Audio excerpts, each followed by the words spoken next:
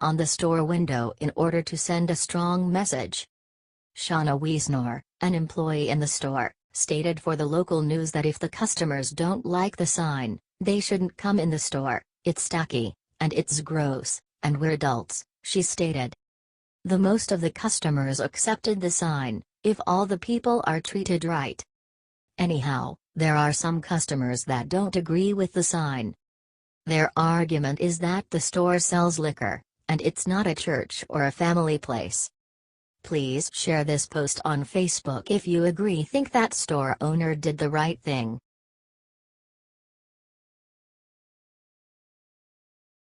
Customers not happy about sign on front door. KFC's response: too bad, it stays up. Police officers and other members of law enforcement have had it rough over the last few years. A free warm meal is the perfect way to recharge their bodies and minds, which in turn will keep the streets of Gallipolis even safer.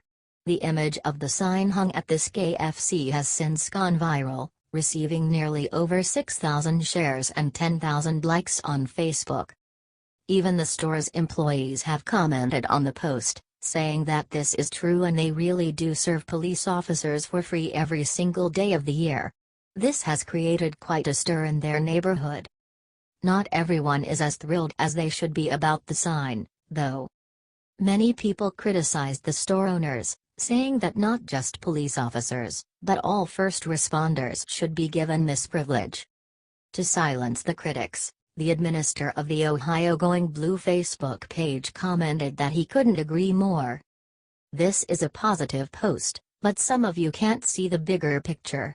As an officer, I do not go into any establishment expecting, or wanting anything to be free or even a discount, whether I'm in uniform or not, and I can tell you other officers feel the same way. We don't like special treatment." The fact is that KFC is acknowledging law enforcement, which is why this was posted. To those who stated that other first responders should also be acknowledged, my answer: absolutely. Police officers dedicate their lives to keeping us safe, while asking nothing of the citizen in return.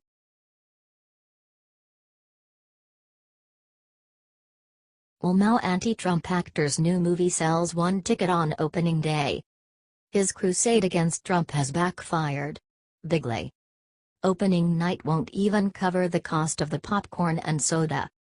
It's been a tough couple of months for Shia LaBeouf. His grandstanding "He Will Not Divide Us" event, which was supposed to be him trolling Trump, backfired. He became an internet laughingstock.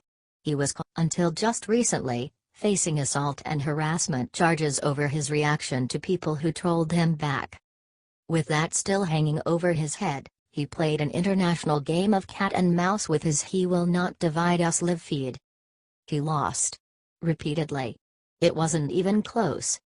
Each time he put up a flag, it was located by internet-savvy trolls who cross-checked details like weather, flight paths, and bird species to identify the location. He was taunted online with viral pics like these. But at least he's still got his acting right. Then came the big night. Opening night. And nobody showed up. Man Down, a war thriller with Shia LaBeouf, grossed just £7, $8.70, when it premiered in a single UK theatre over the weekend, according to ComScore. That's the equivalent of selling a single ticket, given that the UK Cinema Association puts the average movie admission cost in the country at £7.21. "Poor Shia," said Paul Garabedian, senior media analyst at ComScore. "That opening could be in the Guinness World Records or something." The film played in one location, Real Cinema in Burnley. It was simultaneously released digitally on demand, making the theatrical release something of an afterthought. It launches on DVD and Blu-ray next month, according to The Guardian. Variety. Call Guinness. Could that be an actual record? It would be tough to beat that. ClashDaily.com's editor-in-chief, Doug Giles, addresses our nation's abysmal wussification in his new book. Doug Giles, best-selling author of Raising Righteous and Rowdy Girls and editor-in-chief of the mega blog, ClashDaily.com, has just penned a book he guarantees will kick hipster males into the rarefied air of masculinity. That is, if the man-child will put down his frappuccino, shut the hell up and listen and obey everything he instructs them to do in his timely and tornadic tone. In The Effeminization of the American Male, Giles takes Crispin from the unaccomplished, prissy and dank corridors of Wussville up the steep, treacherous and unforgiving trail that leads to Mantown. Secretly, everybody's getting tired of political correctness, kissing up. That's the kiss-ass generation we're in right now. We're really in a PC generation. Clint Eastwood. This is definitely one of the most politically incorrect books to ever hit the market.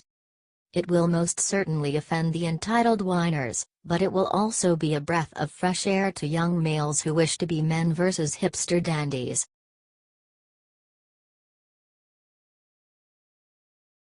Bill O'Reilly exclusive interview about his return on television. Bill O'Reilly just revealed the possibility of him returning to television and the numerous offers he has received since leaving Fox News. In an interview with The Hollywood Reporter, O'Reilly talks about his life since leaving Fox News. When asked about the offers he received to return to TV, he responded, "I haven't decided. There are some interesting projects in development, as they say in Hollywood, but it has to be the right situation. I'm waiting to see very specific details of the projects that people have pitched to us. And there have been many. I think by early October, we should have a pretty good vision of what we're going to do." He talked about the offer from One America News, where the CEO suddenly pulled his offer via Twitter. "Yeah. I didn't make any yes or no on that. He was a very nice guy, and I thought I treated him very respectfully. But at that point, we weren't going to make any decisions about long-term projects. So they, I guess, lost patience." When asked if he is looking for a bigger partner than One America, he said, "No, I wouldn't say I'm interested in partnering. I've got my own enterprise, BillOReilly.com, which is extremely lucrative, and I can do that full-time.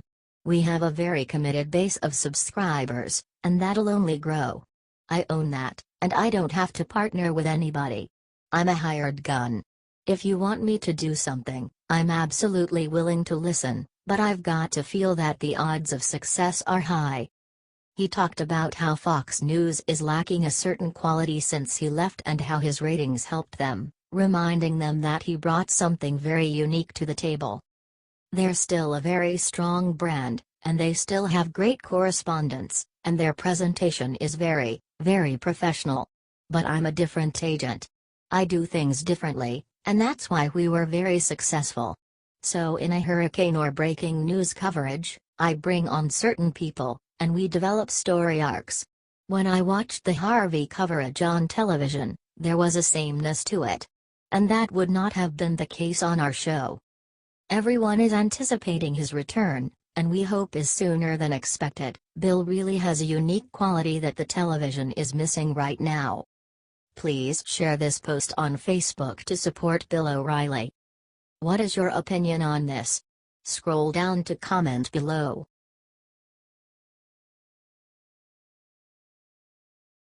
Muslim demands pig farmer move because they're building a mosque next door. Farmer has perfect response.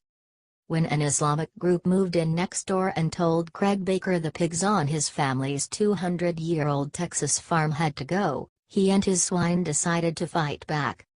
In protest of being asked to move, Davis began staging elaborate pig races on Friday afternoons, one of the Islamic world's most holy days. Craig's neighbors, the Katy Islamic Association, have plans to build a mosque and community compound on the 11 acres they purchased alongside his farm. Baker, 46, a stone shop owner whose family has owned the farm for 2 centuries, says the association knew about the pigs when they bought the property, and it's not fair for them to ask him to get rid of the animals. Neighbors have been showing support for Baker's races, even coming in the pouring rain and giving donations ranging from $100 to $1,000 to sponsor the events. Last Friday, more than 100 attended the pig races, And many say they don't want the mosque either. They'd fight for the rights of the Muslim group, while ignoring the rights of the 200-year-old, family-owned farm. A family has the right to raise their pigs on the same land they've had for over 200 years.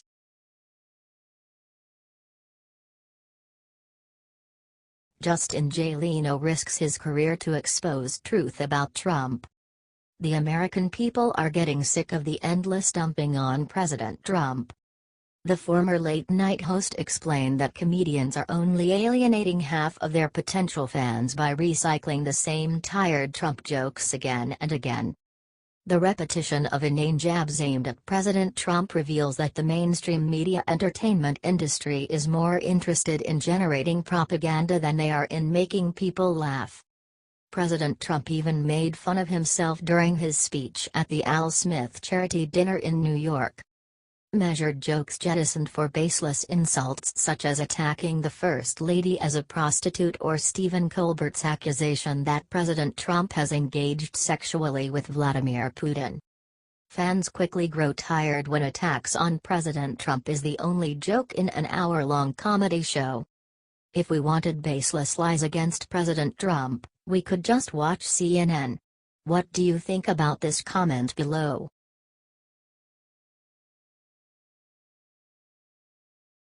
Alabama man sees thousands of hurricane refugees arriving, he instantly makes one decision. Hurricane Harvey only recently passed through Texas and Louisiana, wreaking havoc on many communities and countless Americans. Americans of all backgrounds and beliefs are banding together to help one another out. The Clarks watched as countless people came rolling through their town of Fairhope, Alabama. As thousands of Floridians flock to Alabama to avoid Hurricane Irma, one Alabama couple is ensuring that evacuees are well fed on their journey to higher ground. The Clark family said they would continue to serve hot, free food to those in need, as long as they could afford buying hot dogs. Through the danger, destruction, and pain, people come out of the woodwork to help their fellow man.